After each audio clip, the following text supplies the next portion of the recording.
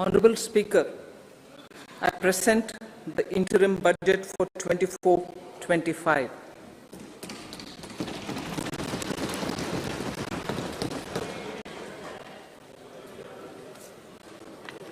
The Indian economy has witnessed profound positive transformation in the last 10 years.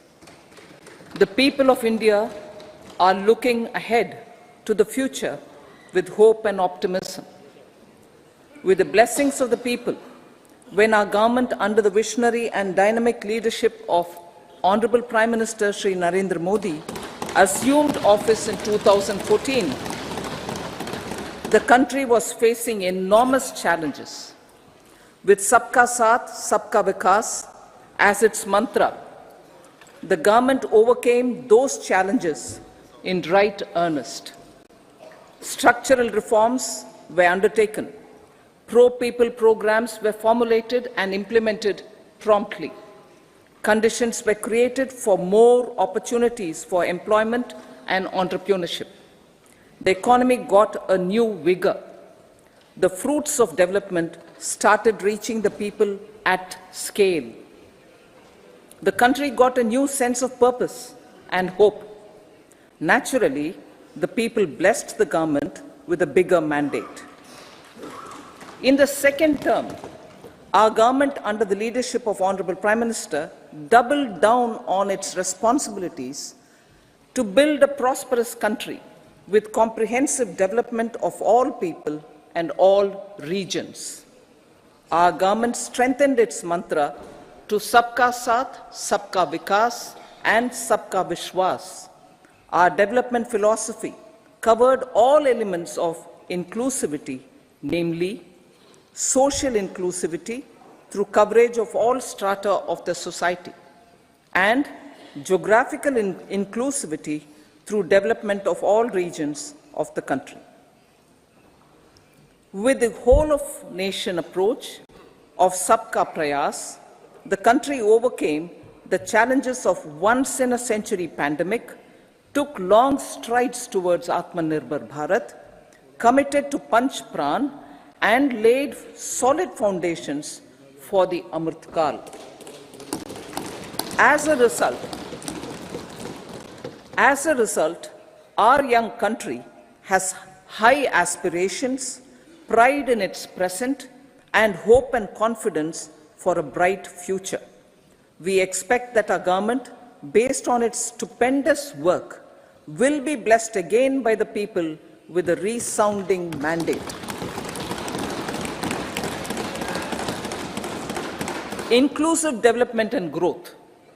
Our humane and inclusive approach to development is a marked and deliberate departure from the earlier approach of provisioning up to village level. Development programs were thus provisioned. In the last 10 years, however, have targeted each and every household and individual through housing for all, Har Ghar Jal, electricity for all, cooking gas for all, bank accounts and financial services for all in record time. The worries about food have been eliminated through free ration for 80 crore people. Minimum support prices for the produce of Annadata are periodically increased appropriately. These and the provision of basic necessities have enhanced real income in the rural areas. Their economic needs could be addressed, thus spurring growth and generating jobs. Social justice. Our government is working with an approach to development that is all-round, all-pervasive, and all-inclusive. Sarvangin, Sarvasparshi, or Sarvasamaveshi. It covers all castes and people at all levels. We are working to make India a Vikasit Bharat by 2047. For achieving that goal, we need to improve people's capability and empower them. Previously, social justice was mostly a political slogan. For our government, social justice is an effective and necessary governance model. The saturation approach of covering all eligible people is the true and comprehensive achievement of social justice. This is secularism in action, reduces corruption, and prevents nepotism, prevents Bhai Bhatijawad. There is transparency and assurance that benefits are delivered to all eligible people. The resources are distributed fairly. All, regardless of their social standing, get access to opportunities. We are addressing systemic inequalities that had plagued our society. We focus on outcomes and not on outlays, so that the social economic transformation is achieved. As our Prime Minister firmly believes, we need to focus on 4 major castes. They are Garib, Mahilayein, Yuva, and Annadata. Their needs, their aspirations, and their welfare are our highest priority. The country progresses when they progress. All 4 require and receive government support in their quest to better their lives. Their empowerment and well-being will drive the country forward. Garib Kalyan, Desh Ka Kalyan. We believe in empowering the poor. The earlier approach of tackling poverty through entitlements had resulted in very modest outcomes. When the poor became empowered partners in the development process, government's power to assist them also increases manifold. With the pursuit of Sabka Saath, in these 10 years, the government has assisted 25 crore people to get freedom from multi-dimensional poverty. Our government's efforts are now getting synergized with energy and passion of such empowered people. This is truly elevating them from poverty. Direct benefit transfer of 34 lakh crore rupees from the government using PM Jan-Dhan accounts has led to savings of 2.7 lakh crores of rupees for the government. This savings has been realized through avoidance of leakages prevalent earlier.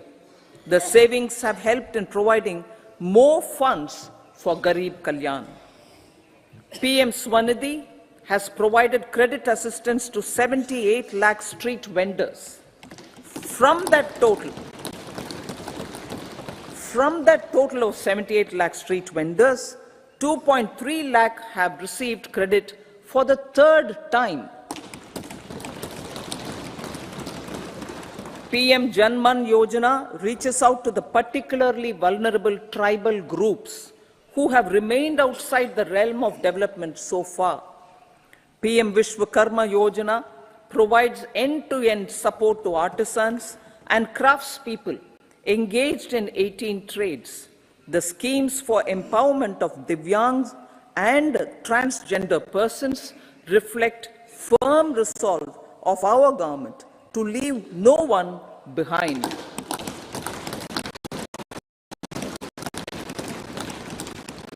Welfare of Annadata. Farmers are our Annadata.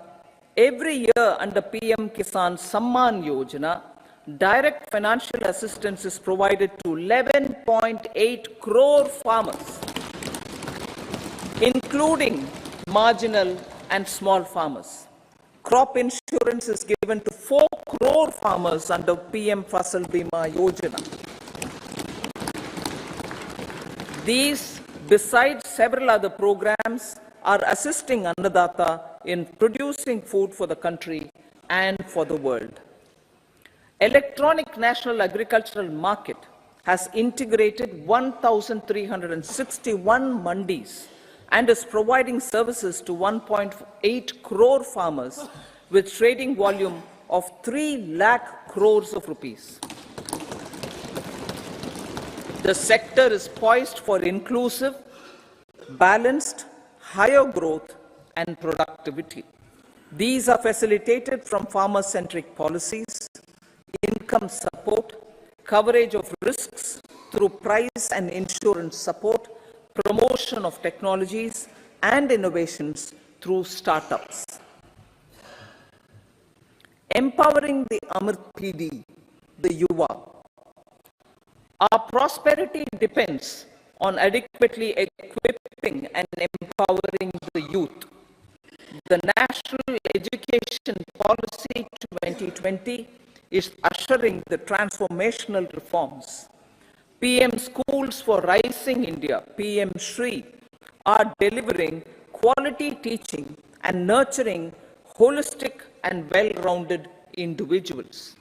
The Skill India mission has trained 1.4 crore youth,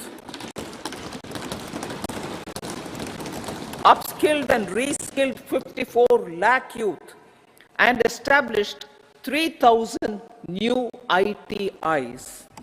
A large number of institutions of higher learning, namely 7 IITs, 16 triple ITs, 7 IIMs, 15 AIMS, and 390 universities have been set up. PM Mudra Yojana has sanctioned 43 crore loans aggregating to 22.5 lakh crores of rupees for entrepreneurial aspirations of our youth. Besides that, Fund of Funds, Startup India, and Startup Credit Guarantee schemes are assisting our youth. They are also becoming Rozgar Data. The country is proud of our youth scaling new heights in sports. The highest ever medal tally in Asian Games and Asian Para Games in 2023 reflects a high confidence level.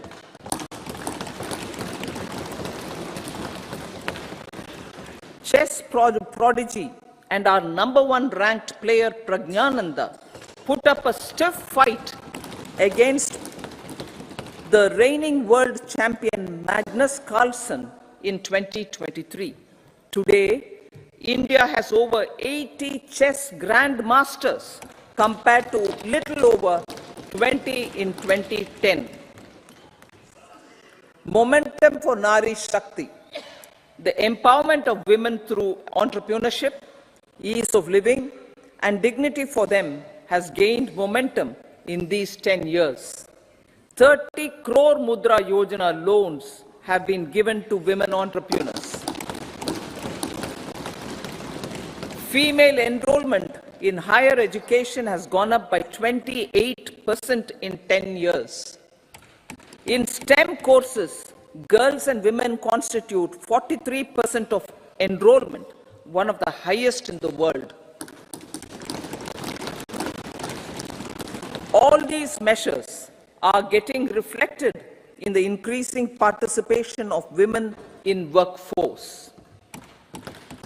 Making triple talaq illegal, reservation of 1/3 seats for women in the Loksabha and state assemblies, and giving over 70% houses under PM Awas Yojana in rural areas to women, and giving over 70% houses under PM Awas Yojana in rural areas to women as sole or joint owners have enhanced their dignity. Exemplary track record of governance, development, and performance. Besides delivering on high growth in terms of gross domestic product, the government is equally focused on a more comprehensive GDP, that is, governance, development, and performance. Our government has provided transparent, accountable, people-centric and prompt trust-based administration with citizen-first and minimum government, maximum governance approach. The impact of all-round development is discernible in all sectors. There is macroeconomic stability, including in the external sector. Investments are robust. The economy is doing well. People are living better and earning better, with even greater aspirations for future. Average real income of the people has increased by 50%. Inflation is moderate.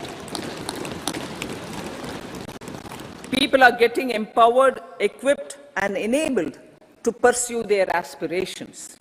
There is effective and timely delivery of programs and of large projects. Economic management. The multi-pronged economic management over the past 10 years has complemented people-centric, inclusive development. Following are some of the major elements. 1. All forms of infrastructure, physical, digital, or social, are being built in record time.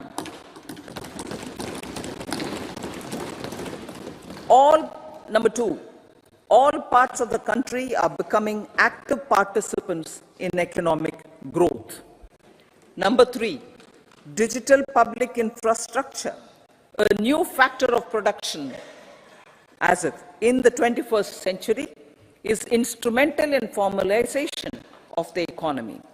Number 4, goods and services tax has enabled one nation, one market, one tax. Tax reforms have led to deepening and widening of tax base. Number 5, strengthening of the financial sector has helped in making savings, credit, and investments more efficient. Number 6, GIFT, IFSC, and the Unified Regulatory Authority, IFSCA, are creating a robust gateway for global capital and financial services for the economy. Number 7, proactive inflation management has helped keep inflation within the policy band. Now, the global context, Honorable Speaker, sir. Geopolitically, global affairs are becoming more complex and challenging with wars and conflicts. Globalization is being redefined with reshoring and friendshoring, disruption and fragmentation of supply chains, and competition for critical minerals and technologies. A new world order is emerging after the COVID pandemic. India assumed the G20 presidency during very difficult times for the world. The global economy was going through high inflation, high interest rates, low growth, very high public debt, low trade growth, and climate changes. The pandemic has led to a crisis of food, fertilizer, fuel, and finances for the world, while India successfully navigated its way. The country showed the way forward and built consensus on solutions for those global problems. The recently announced India-Middle East-Europe economic corridor is a strategic and economic game changer for India and others. In the words of Honorable Prime Minister, the corridor, and I quote, will become the basis of world trade for hundreds of years to come, and history will remember that this corridor was initiated on Indian soil, unquote. Vision for Vikasit Bharat. Our vision for Vikasit Bharat is that of prosperous Bharat in harmony with nature, with modern infrastructure, and providing opportunities for all citizens and all regions to reach their potential. With confidence arising from strong an exemplary track record of performance and progress. Earning Sabka Vishwas, the next 5 years will be years of unprecedented development and golden moments to realize the dream of developed India by 2047. The trinity of demography, democracy, and diversity, backed by Sabka Prayas, has the potential to fulfill aspirations of every Indian. As Honorable Prime Minister in his Independence Day address to the nation mentioned, I quote, "There is no dearth of opportunities, as many opportunities as we want. The country is capable of creating more opportunities. Sky is the limit," unquote. Strategy for Amrit Kal. Our government will adopt economic policies that foster and sustain growth, facilitate inclusive and sustainable development, improve productivity, create opportunities for all, help them enhance their capabilities, and contribute to generation of resources to power investments and fulfill aspirations. Guided by the principle, reform, perform, and transform, the government will take up next generation reforms and build consensus with the states and stakeholders for effective implementation. It is an important policy priority for our government to ensure timely and adequate finances, relevant technologies, and appropriate training for the micro, small, and medium enterprises, MSMEs, to grow and also compete globally. Orienting the regulatory environment to facilitate their growth will be an important element of this policy mix. Aligning with the Panchamrit goals, our government will facilitate sustaining high and more resource-efficient economic growth. This will work towards energy security in terms of availability, accessibility, and affordability. For meeting the investment needs, our government will prepare the financial sector in terms of size, capacity, skills, and regulatory framework. Aspirational Districts Program. Our government stands ready to assist the states in faster development of aspirational districts and blocks, including generation of ample economic opportunities. Development of the East. Our government will pay utmost attention to make the eastern region and its people a powerful driver of India's growth.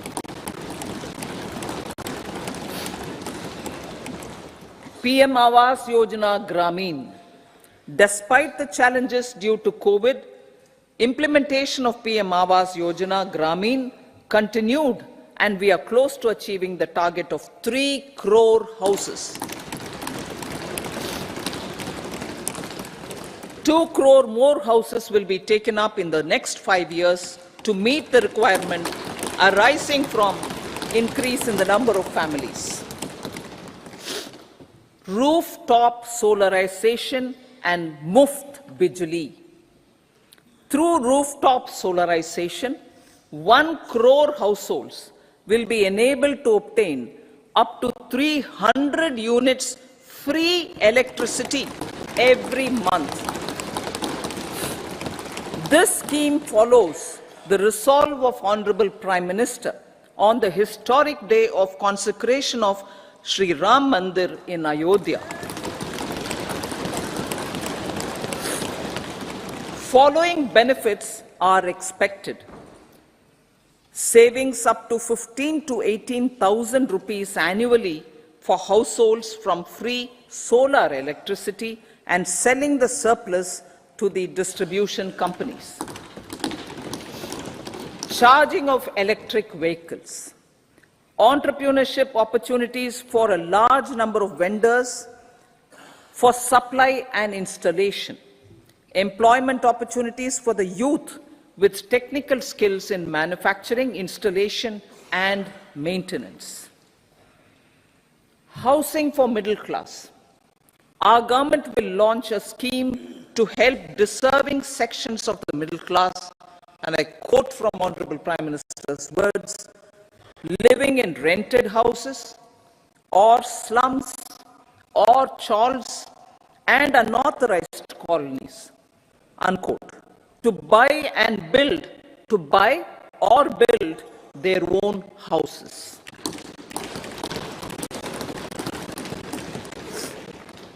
Medical colleges. Several youth are ambitious to get qualified as doctors. They aim to serve our people through improved healthcare services. Our government plans to set up more medical colleges by utilizing the existing hospital infrastructure under various departments. A committee for this purpose will be set up to examine the issues and make relevant recommendations. Cervical cancer vaccination. Our government will encourage vaccination for girls in the age group of 9 to 14 years for prevention of cervical cancer. Maternal and child health care. Various schemes for maternal and child care will be brought under one comprehensive program for synergy in implementation. Upgradation of Anganwadi centers under Saksham Anganwadi and Poshan 2.0 will be expedited for improved nutrition delivery, early childhood care and development. The newly designed U-Win platform for managing immunization and intensified efforts of Mission Indradhanush will be rolled out expeditiously throughout the country. Ayushman Bharat. Healthcare cover under Ayushman Bharat scheme will be extended to all ASHA workers, to all Anganwadi workers and helpers. Agriculture and food processing. The efforts of value addition in agriculture sector and boosting farmers' incomes will be stepped up. Pradhan Mantri Kisan Sampada Yojana has benefited 38 lakh farmers and generated 10 lakh employment. Pradhan Mantri Formalization of Micro Food Processing Enterprises Yojana has assisted 2.4 lakh SHGs and 60,000 individuals with credit linkages. Other schemes are complementing the efforts for reducing post-harvest losses and improving productivity and incomes. For ensuring faster growth of the sector, our government will further promote private and public investment in post-harvest activities, including aggregation, modern storage, efficient supply chains, primary and secondary processing and marketing and branding.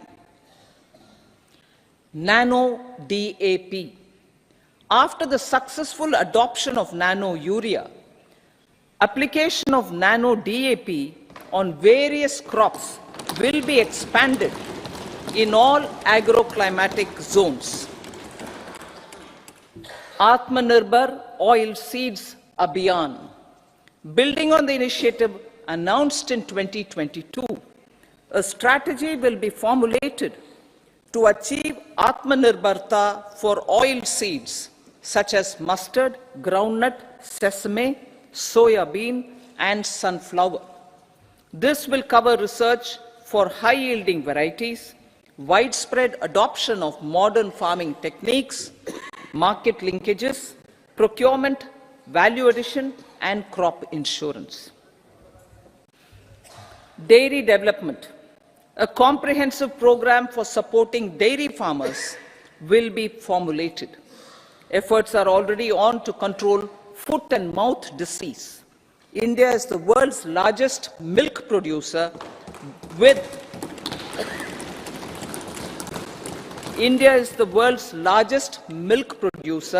but with low productivity of milch animals. The program will be built on the success of existing schemes such as Rashtriya Gokul Mission, National Livestock Mission, and infrastructure development funds for dairy processing and animal husbandry. Matsya Sampada. It was a government which set up a separate department for fisheries, realizing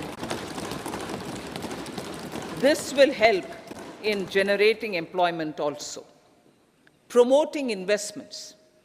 The FDI inflow during 2014 to 23 was $596 billion, marking a golden era.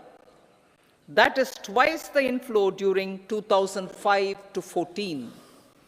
For encouraging sustained foreign investment, we are negotiating bilateral investment treaties with our foreign partners in the spirit of First Develop India.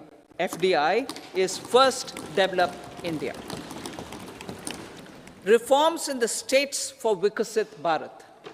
Many growth and development enabling reforms are needed in the states for realizing the vision of Vikasit Bharat.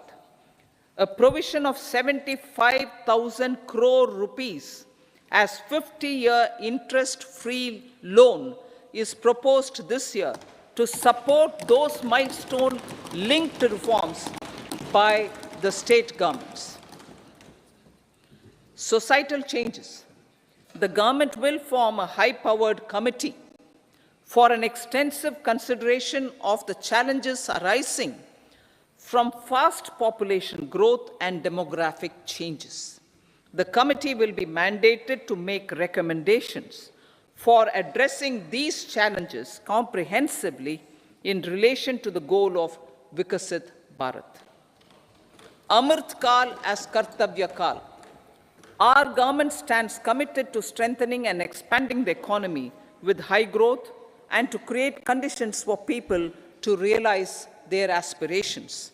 Honorable Prime Minister, in his Independence Day address to the nation in the 75th year of our Republic, said, and I quote, "We commit ourselves to national development with new inspirations, new consciousness, new resolutions as the country opens up immense possibilities and opportunities. It is our Kartavya Kal." Unquote. Every challenge of the pre-2014 era was overcome through our economic management and our governance. These have placed the country on a resolute path of sustained high growth. This has been possible through right policies, true intentions, and appropriate decisions. In the full budget in July, Honorable Speaker, our government will present a detailed roadmap for our pursuit of Vikasit Bharat.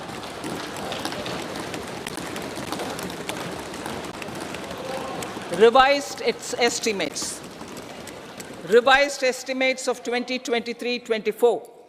The revised estimate of the total receipts other than borrowings is 27.56 lakh crores of rupees, of which the tax receipts are 23.24 lakh crore rupees.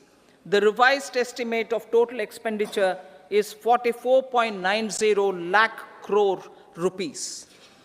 The revenue receipts at 30.3 lakh crore rupees are expected to be higher than the budget estimate, reflecting strong growth momentum and formalization in the economy. The revised estimate of the fiscal deficit is 5.8% of GDP, improving on the budget estimate, notwithstanding moderation in the nominal growth estimates. Budget estimates for 2024-25. Coming to the year 2024-25, the total receipts other than borrowings and total expenditure are estimated at 30.80 and 47.66 lakh crore rupees respectively. The tax receipts are estimated at 26.02 lakh crore rupees. The scheme of 50-year interest-free loan for capital expenditure to states will be continued this year with an outlay of 1.3 lakh crore rupees. We continue on the path of fiscal consolidation, as announced in my budget speech of 2021-22, to reduce fiscal deficit below 4.5% by 25-26. The fiscal deficit in 2024-25 is estimated to be 5.1% of GDP, adhering to that path. So the gross and net market borrowings through dated securities during 24-25 are estimated at 14.13 lakh crore rupees and 11.75 lakh crore respectively. Both will be less than that in 23-24. Now that the private investments are happening at scale, the lower borrowings by the central government will facilitate larger availability of credit for the private sector. Vote on account. I'll be seeking vote on account approval of the Parliament through the appropriation bill for a part of the financial year 2024-25. I will now move to part B. Honorable Speaker, sir, over the last 10 years, the direct tax collections have more than trebled and the return filers swelled 2.4 times. I would like to assure the taxpayers that their contributions have been used wisely for the development of the country and welfare of its people. I appreciate the taxpayers for their continued support. The government has reduced and rationalized tax rates.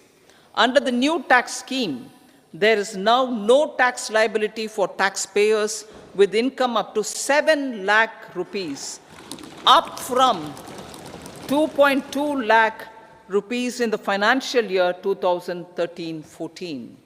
The threshold for presumptive taxation for retail businesses was increased from 2 crores to 3 crores. Similarly, the threshold for professionals eligible for presumptive taxation was increased from 50 lakh rupees to 75 lakh rupees. Also, corporate tax rate was decreased from 30% to 22% for existing domestic companies and to 15% for certain new manufacturing companies.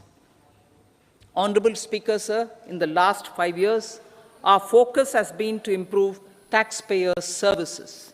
The age-old jurisdiction-based assessment system was transformed with the introduction of faceless assessment and appeal, thereby imparting greater efficiency, transparency, and accountability.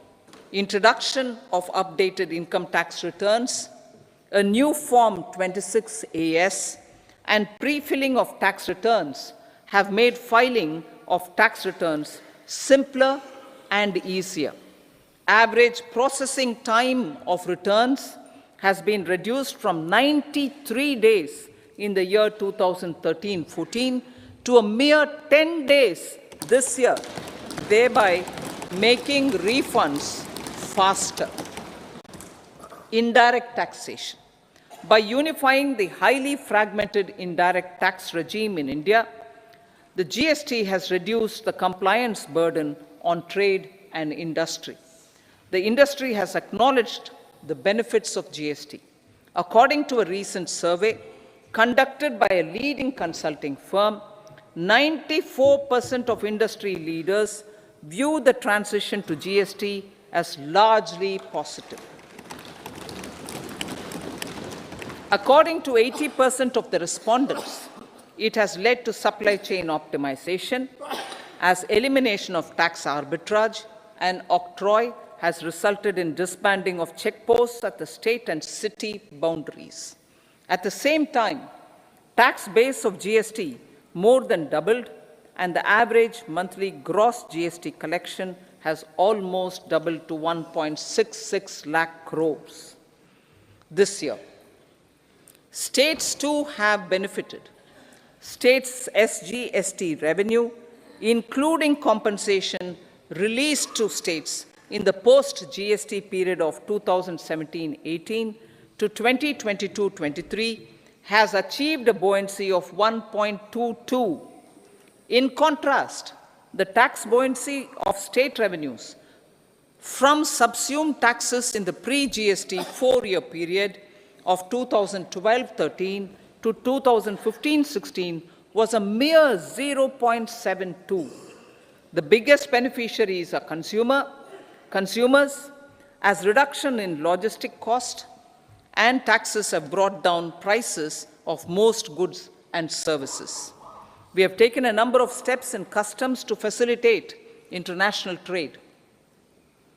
As a result, the import release time declined by 47% to 71 hours at inland container depots, by 28% to 44 hours at air cargo complexes, and by 27% to 85 hours at seaports over the last 4 years since 2019, when the national time release studies were first started.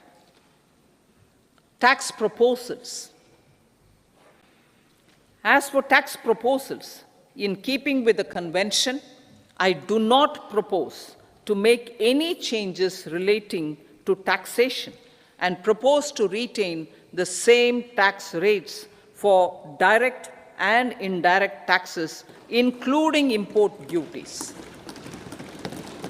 However, certain tax benefits to startups and investments made by sovereign wealth or pension funds, as also tax exemption on certain income of some IFSC units, are expiring on 31/3/2024.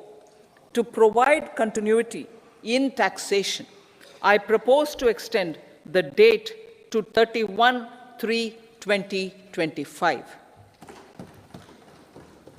Moreover, in line with our government's vision to improve ease of living and ease of doing business, I wish to make an announcement to improve taxpayers' services.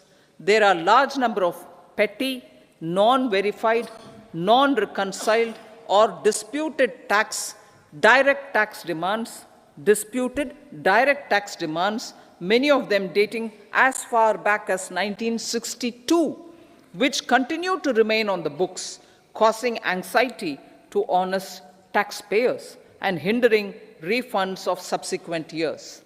Honorable Speaker, sir, I propose to withdraw such outstanding direct tax demands up to 25,000 rupees pertaining to the period up to financial year 2009-10 and up to 10,000 rupees for financial years 2010-11 to 2014-15.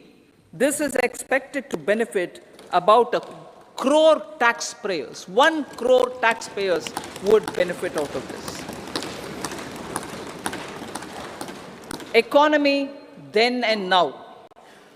In 2014, when our government assumed the reins, the responsibility to mend the economy step by step and to put the governance systems in order was enormous. The need of the hour was to give hope to the people, to attract investments, and to build support for the much-needed reforms. The government did that successfully, following our strong belief of nation first. The crisis of those years has been overcome, and the economy has been put firmly on a high, sustainable growth path with all-round development. It is now appropriate to look at where we were then. I repeat, it is now appropriate to look at where we were then till 2014 and where we are now, only for the purpose of drawing lessons from the mismanagement of those years. The government will lay a white paper on table of the House.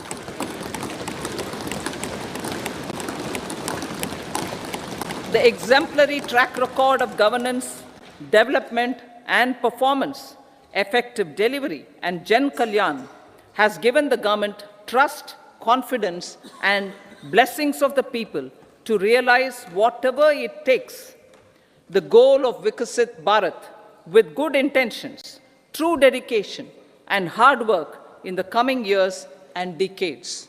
With this, Honorable Speaker, I commend the interim budget to this august House. Jai Hind.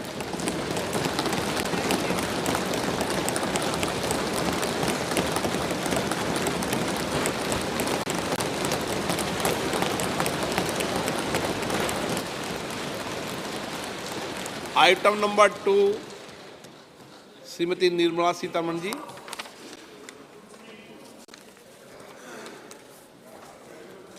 Sir, with your permission, I rise to lay on the table the following statements under Section 3(1) of the Fiscal Responsibility and Budget Management Act 2003, Medium-Term Fiscal Policy cum Fiscal Policy Strategy Statement and Macroeconomic Framework Statement. Item number 3, Srimati Nirmala Sitharaman ji. Sir, with your permission, I rise to move for leave to introduce the Finance Bill 2024. प्रश्न ये है कि विधेयक को पुनर्स्थापित करने की अनुमति प्रदान की जाए। जो सदस्य इसके पक्ष में हाँ कहें, जो सदस्य विरोध में ना कहें। मेरे विचार में निर्णय हाँ वालों के पक्ष हुआ, हाँ वालों के पक्ष हुआ। माननीय मंत्री जी विधेयक को पुनर्स्थापित करें। Sir, I introduce the bill. सभा की कार्रवाई शुक्रवार दिनांक 2 फरवरी 2024 को प्राप्त 11 बजे तक के लिए स्थगित की जाती है।